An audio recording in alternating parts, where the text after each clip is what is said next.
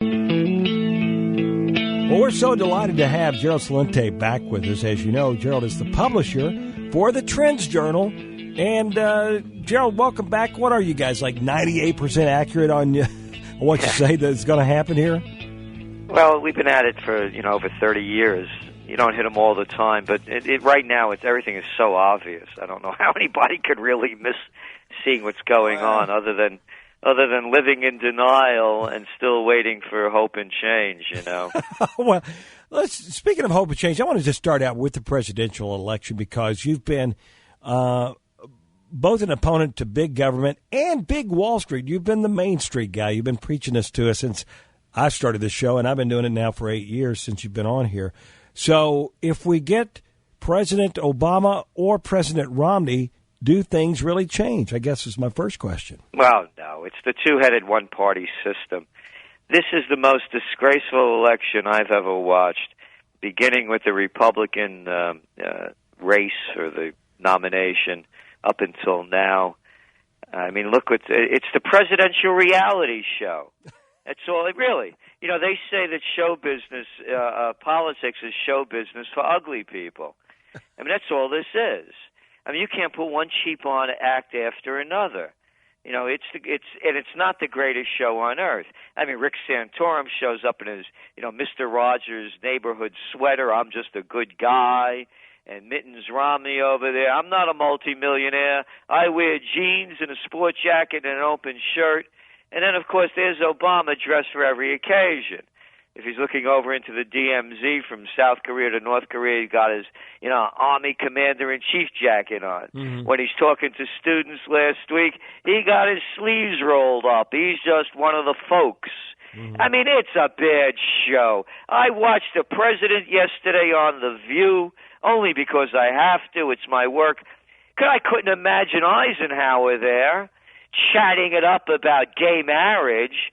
I mean, this isn't a national issue. I mean, just to put things into perspective over here. The world economy is on the verge of collapse. Our men are getting killed in Afghanistan virtually every day. They just expanded the war in Yemen. Mm-hmm. I mean, you go and look what's going on, one after another. Iraq, you want to talk about a massive failure? Mm-hmm. And what do? Let's talk more about gay marriage. No, I got it. How about contraception? Now, maybe abortion. I mean, this is a disgrace. And, I just got back from Berlin.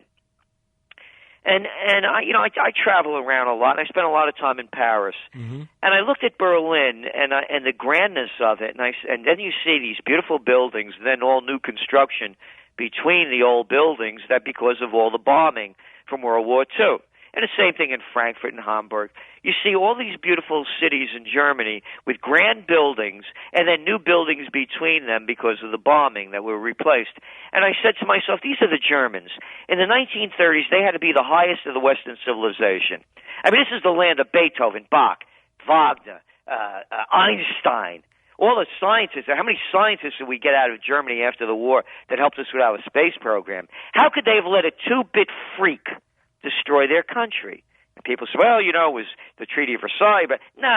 You go over to Italy, my home base, when I was, my heritage, and you had another two-bit freak, Mussolini. Right. It's one two-bit freak after another, and I'm asking myself, what is it in the lack of the human spirit that allows people from looking up to Justin Bieber, the Kardashians, or applauding for a two-bit politician? That's what I'm thinking right now. I think it's time for a little religion on that, brother. I don't know how we got how the Kardashians became an exercise in entertainment, but that's a whole. Well, it's the same thing. How Obama and Bush were president, and Clinton before him, and on and on. These people are nothing. It's nothing but a two-bit presidential reality show. They have all the trappings, when we're going to go campaign out on the farm.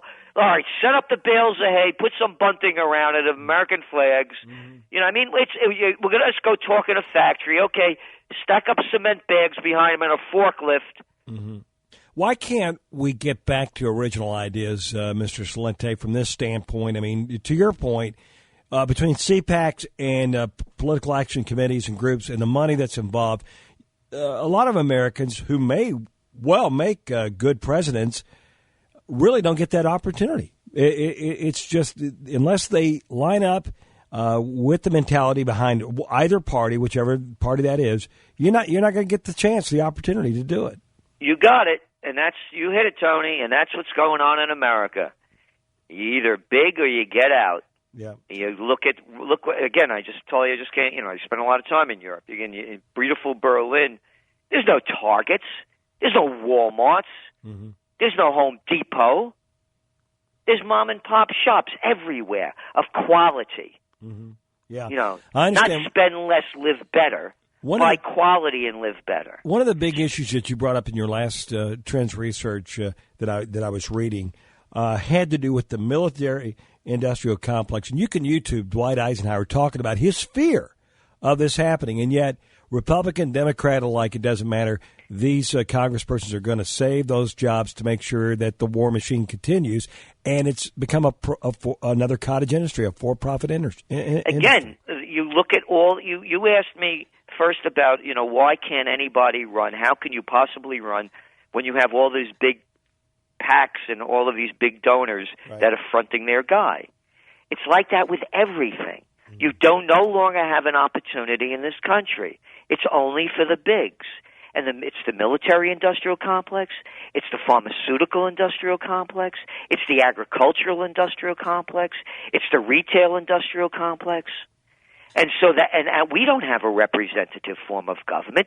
That's only for little kiddies to believe. We have a gang of 535 congressmen and senators in this country. And who do they represent? They don't represent you and me. They represent the people that give them the most amount of money or have the most amount of power. Period, paragraph. They call it campaign contributions. I call it bribes and payoffs. Where do we go from here, Gerald? Give me a solution if you could. Here's the solution. It's simple. Right. It's simple. It's with the individual. Again, I'm haunted by what I saw in Germany and realize that this play keeps going over and over again. Look at what George Bush and the freaks around him did to us. They took us to war to Iraq because they told us, they lied to us. Then they said they had weapons of mass destruction over there and ties to Al-Qaeda. Right. They didn't. How come there's no investigations? Who knew what when? How could we send our troops? How could we send our men and women to go fight in a fruitless war that cost us $1 trillion, 5,000 lives, hundreds of thousands are wounded for life, and 1 million dead Iraqis in a destroyed country? Where is the human spirit? Where is the courage of the individual? Where is the dignity and respect of the individual? Where is the integrity of the individual and the passion of the individual? Until the people find the truth within themselves, Tony, nothing is going to change. And the reason nothing will change is because they're going to say, I want to look for a leader to lead me. Line up, all aboard, next train to Auschwitz. Yeah, well, I mean, a lot of people are looking for the gravy train instead of the hard work that has to go into it. I agree with you. Gerald, it's always good to talk to you. Gerald Celente, publisher, trendsjournal.com. Appreciate your time once again, my friend. Hey, thank you, Tony.